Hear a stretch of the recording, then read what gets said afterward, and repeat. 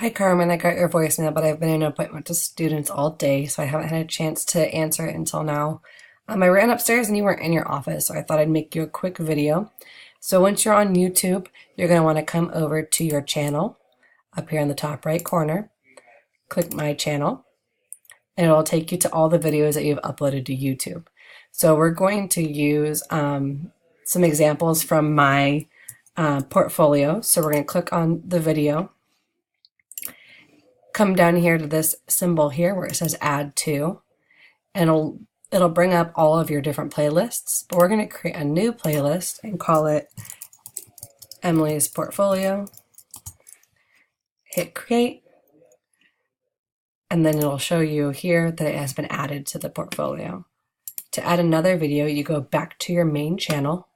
We're going to select another one.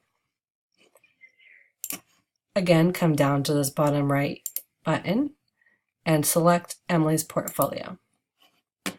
Once that is done, you'll go back to your main page or your channel page, and on the left hand side where it says library, your portfolio, or I'm sorry, your playlist will appear there.